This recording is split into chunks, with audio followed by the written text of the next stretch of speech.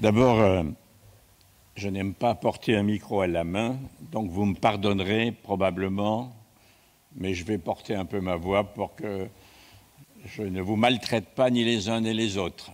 Et je vous en remercie.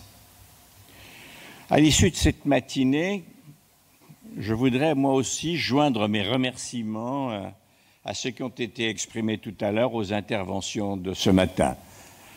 On y voit presque plus clair, même si c'est un peu notre métier que d'être immergé dans ces questions. On y voit un peu plus clair à la lumière des différentes interventions dont je voudrais saluer la qualité et dont je n'hésiterai pas à m'inspirer le moment venu, quitte à aller tyranniser leurs auteurs, parce que nous sommes dans quelque chose de si central, de si important, que toutes les coalitions sont bonnes. Moi, je suis venu accepter votre invitation, cher dirigeant de la Société des gens de lettres, dont je fus un membre alors que j'avais 20 ans, un peu rémunéré, pas beaucoup, parce que je ne produisais pas beaucoup, mais j'ai gardé de l'estime pour votre travail, vraiment. Et si je dis ça, ça n'est pas pour flagorner ou flatter, mais parce que je voudrais remettre l'église au milieu du village dans ce débat.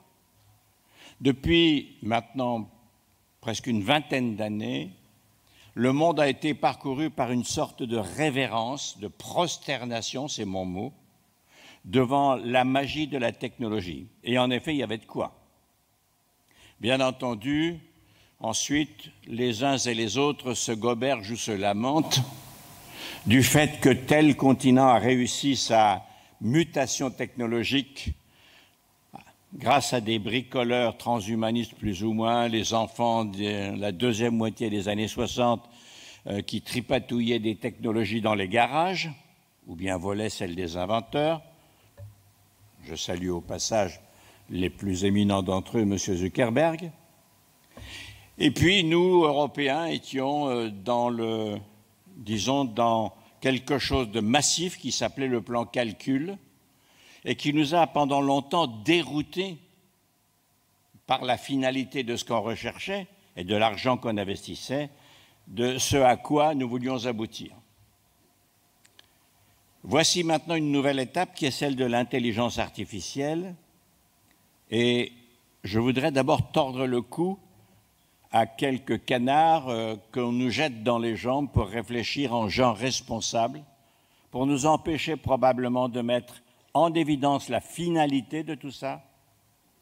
Qui est la finalité? L'homme, le créateur, l'instrument, le monopole, le régulateur juridique. Qui est la finalité? La finalité, c'est la charte des droits fondamentaux qui est notre culture continentale acquise à travers notamment 3 dernières guerres entre 1870 et 1939. C'est ça la finalité. Et qu'est-ce que nous avons acquis à travers ces fleuves de sang, de destruction, d'industrialisation de la destruction humaine? Qu'est-ce que nous avons acquis? Nous avons acquis le goût absolument indéfectible des libertés, quitte parfois à en user presque un peu trop. C'est ceci notre langage culturel commun en Europe, et c'est pourquoi j'approuve ce que vous avez dit, Madame Duchalard, la dimension pertinente de tous ces travaux de régulation. Elle est naturellement le continent européen, parce qu'au fond, il y a aujourd'hui 3 continents acteurs et les autres n'y sont pas encore, ils y deviendront peut-être un jour. Regardons l'Inde, surveillons le Brésil, voyons une partie de l'Afrique et notamment celle du Sud. Mais aujourd'hui, il y a 3 continents. Le continent américain qui met en avant son goût de la régulation de la concurrence, certes, mais qui pratique des lois d'exception qu'elles nous font tomber sur la tête, puisqu'il s'agit d'opérer sur le marché européen et d'être d'ailleurs lié par l'extraterritorialité juridique américaine que j'appelle méchamment la DCA, Digital Cloud Act, et qui fait que nous sommes, nous, soumis à la législation extraterritoriale américaine, pas que nous, Européens, mais nous sommes, après les États-Unis, peut-être même avant, le marché pour qui tout le monde, à travers le monde, a les yeux de Chimène. par conséquent le plus important. Cette extraterritorialité fait que, par exemple, si je prends un exemple qui est un peu marginal et encore de vos préoccupations d'industrie culturelle, fait que nous n'arrivons pas à avoir ce qu'on appelle un privacy shield correct, équilibré, et qui nous exonérerait de quelque chose d'absolument insensé dès l'instant qu'on est sur une machine américaine qu'un Américain a vendue en Europe. Eh bien, nous sommes susceptibles d'être visités par toutes sortes de services et notamment d'être espionnés économiquement. Il faut dire ces choses pour donner du courage aux législateurs et à l'exécutif. Parce que sans la Charte des droits fondamentaux et ses différents apports, eh bien, naturellement, nous irons vers un monde qui ne sera plus tout à fait le nôtre, celui pour lequel nous nous sommes battus, pour lequel beaucoup de sang, je le répète, a coulé. Il ne faudrait pas que la culture soit cornérisée comme de temps en temps elle l'a été dans les débats entre la valeur de l'économie, la puissance nécessaire du juridique et les utilisateurs, les consommateurs, ceux qui absorbent et ceux qui prennent. Si je dis ceci, c'est parce que pendant longtemps, dans mon avant-dernière vie, celle du Parlement européen, j'ai bien observé quel était le rôle central que les Français pouvaient jouer, même s'ils n'étaient pas les seuls, mais ils étaient les plus anciens et les plus actifs dans ce domaine. Et je le dis tout nettement, vous le répéterez ce soir, si la France baisse la garde dans la défense de la création dans ses différents aspects de négociation, qu'ils fussent économiques, qu'ils fussent juridiques, sachez que ça ne concernera pas que la France.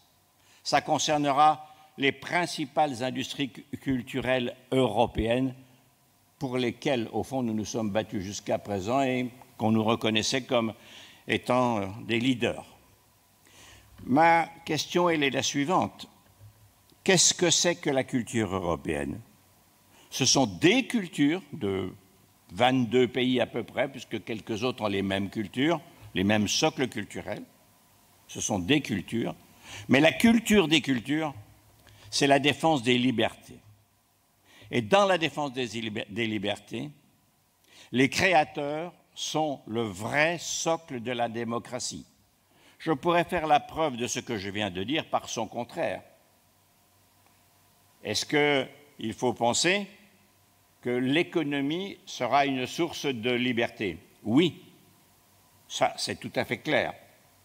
C'est une source de liberté si on ne laisse pas l'économie devenir l'ennemi de la démocratie, comme le sénateur Sherman en 1890 l'avait déjà écrit dans un pays où on en parle beaucoup, mais où on ne la pratique qu'à l'extérieur des frontières. Je vous rappelle que l'application de cette loi Sherman contre les monopoles n'a été activée que 2 fois depuis 1900, on va dire, je crois que c'est 1902 ou 3.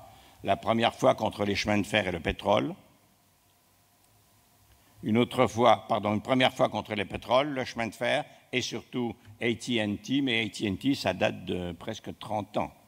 Depuis, le numérique a créé des monopoles mondiaux d'une envergure supérieure à beaucoup d'États à travers le monde, et je ne vois pas que l'on ait fait grand-chose pour affaiblir ces monopoles dans le pays où ils sont nés, ce qui complique considérablement la tâche des Européens.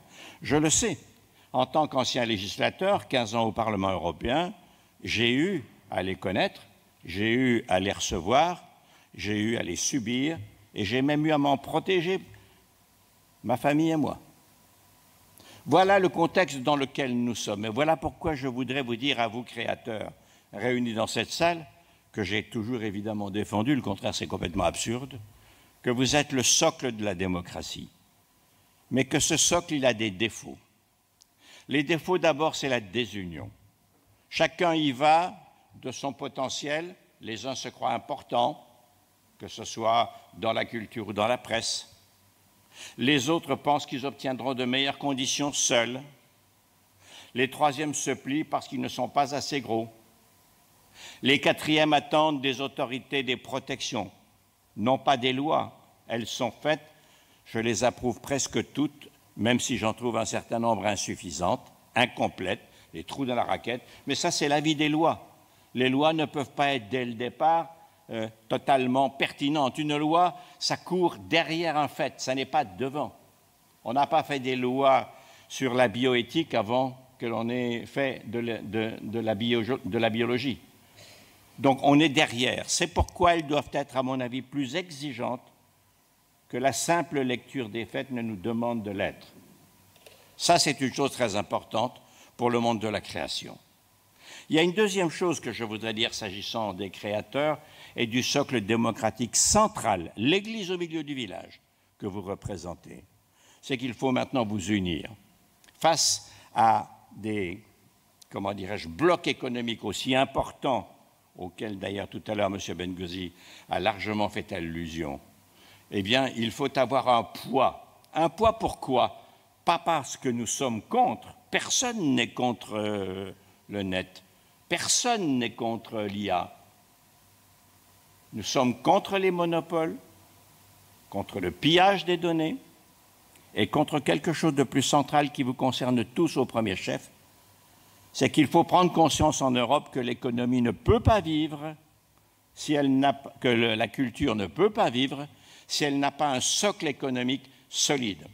C'est la raison pour laquelle, avec notamment la SACEM, nous avions fait émerger en 2014, si ma mémoire est bonne, quelque chose de très important et qui nous a beaucoup aidé à travailler au Parlement européen lorsque nous avons été, disons, parmi les leaders du RGPD, de la loi droit d'auteur, de la loi droit voisin, de la portabilité et de ces autres choses sur lesquelles j'ai eu à travailler. C'était de mettre en avant la valeur économique du travail culturel. Même dans cette salle, je suis sûr que je trouverai encore quelques personnes qui n'ont pas une notion exacte de ce que ça représente. Savez-vous ce que représente la valeur annuelle des industries culturelles sur le sol européen? Rien que sur le sol européen, et toute industrie culturelle confondue. Donc, du joueur de guitare qui déclare ses droits à la SACEM dans un café, jusqu'au peintre, jusque, naturellement, l'audiovisuel, naturellement, l'écriture, naturellement, la littérature et le théâtre, naturellement, toutes les activités culturelles. 536 milliards d'euros mesurés en 2014, c'est-à-dire plus que l'automobile et les télécoms réunis. 7 200 000 personnes y travaillent, plus que l'automobile et les télécoms réunis. Voilà la raison qui doit vous donner une légitimité auprès des pouvoirs publics de façon indiscutable. Indiscutable. Non seulement le socle d'une démocratie, mais les moyens économiques de faire vivre cette démocratie, car ils sont là. Car si ces moyens économiques s'effondrent ou si on l'ouvre le portefeuille à des acteurs non européens qui nous feront immanquablement, c'est leur métier, les poches. Si nous ne faisons rien, ils le feront à notre place, c'est normal. Eh bien, il n'y aura plus de socle économique dans la production culturelle, dans les productions culturelles de nos pays. Et c'est la raison pour laquelle c'est un point essentiel. Alors, il y a les lois. Et sur les lois, je dirais deux choses. D'abord, en ayant participé à la fabrication d'un certain nombre d'entre elles, aux côtés soit de la Commission européenne, soit du Conseil, soit les deux, puisque les deux co-législateurs, comme vous le savez, c'est, une fois que le texte de la Commission est sur nos tables, c'est le Conseil et le Parlement. C'est bien de faire des lois. Mais les lois, c'est quoi? C'est d'abord l'expression d'un rapport de force entre ceux qui défendent ce que vous défendez et ceux qui voudraient débourser le moins pour travailler avec vous. C'est-à-dire, pour parler très clairement, les grands monopoles technologiques mondiaux, pour parler clairement. Et ces lois, naturellement, elles en sont le résultat. D'une certaine manière, la Commission, d'ailleurs, est au milieu, un peu le jambon dans le sandwich, parce que ça n'est pas simple. J'ai fait une allusion, et je n'irai pas plus loin ici devant vous, mais ça ne se cantonne pas à des contre-propositions. Il y a eu beaucoup de menaces, et je vous en parle en connaissance de cause. C'est la raison pour laquelle je pense que les lois doivent être implacables. Bien sûr, elles ne sont pas parfaites, eh bien on les complétera. On réouvrira le champ de certaines lois, et il faut absolument que vous soyez derrière les législateurs dont vous devez presque prendre possession, pas par petits groupes comme je vous vois tous les uns et les autres défiler dans les parlements. Ça, il faut le faire, mais ça n'est pas suffisant. En vous organisant vraiment collectivement, de façon à apporter aux législateurs et à l'exécutif des pays dans lesquels nous vivons une puissance. Je le vois d'ailleurs, y compris dans la dernière négociation sur l'IA, et je parle dans un pays qui lui-même dans cette affaire a des exigences un peu particulières, même si on peut les comprendre bien évidemment, eh bien, les singularités sont autant de bénéfices pour ceux qui exploitent le marché européen et autant de déficits pour ceux qui en seraient normalement et légitimement les bénéficiaires. C'est à cela qu'il faut penser. L'activité culturelle, dans toute l'échelle des productions, n'est pas une activité à laquelle on se livre quand on a fini de faire le reste. C'est une activité qui produit ce dont on a besoin pour faire ce que nous faisons. Et c'est la raison pour laquelle je voudrais dire que nous devons non seulement être vigilants dès l'introduction des propos ou des projets de loi, mais être vigilants, et ça c'est l'affaire des gouvernements, dans leur exécution. Laissez-moi dire un mot là-dessus. Ne nous leurrons pas, l'exécution des lois est insuffisante. Je vous donnerai en contre-exemple quelque chose dans le domaine que vous avez cité, chère Isabelle, tout à l'heure, c'est-à-dire l'actuel, un des deux métiers que mes amis et moi nous avons à faire, c'est-à-dire l'application du droit voisin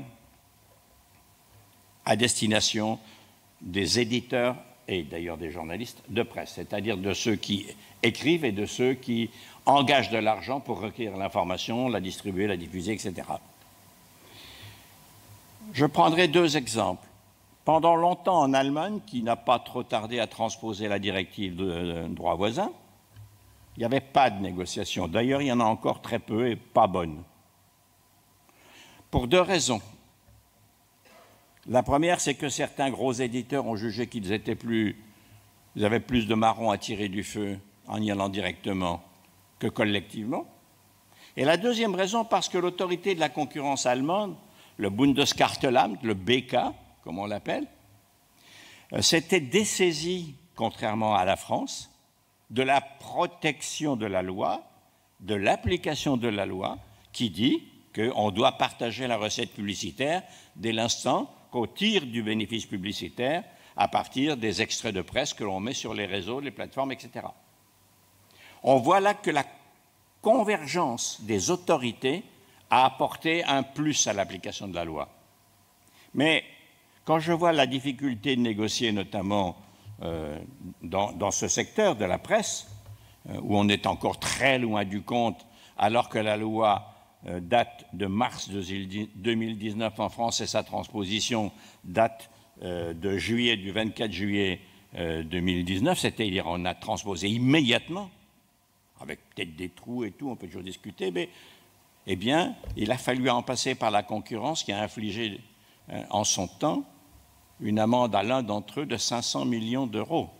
C'est pas rien, 500 millions. Si 500 millions d'euros infligés à un seul des acteurs qui utilisent vos travaux tombaient dans, je dirais, une sorte de tirelire collective de répartition, beaucoup d'entre vous n'en seraient pas aux difficultés que l'on voit. C'est donc que cet argent existe. D'ailleurs, il a été payé. Nous avons nourri le Trésor public français, mais ça n'arrange pas le problème des auteurs et de la chaîne de production des industries culturelles.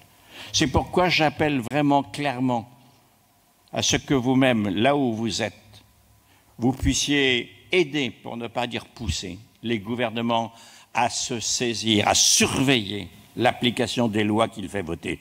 C'est bien une loi. Ça ne sert à rien si elle n'est pas appliquée. Je le sais d'expérience, je le vois. Et dans les combats que nous menons actuellement, c'est encore ça, une de nos principales difficultés. Les conditions du bon fonctionnement de l'IA ont été détaillées tout à l'heure par trois interlocuteurs, trois orateurs, que je remercie d'ailleurs parce que même moi j'y ai appris des choses. Et là n'est pas, à mon avis, le rôle maintenant dont il faut se saisir. Ça marchera d'une manière ou d'une autre.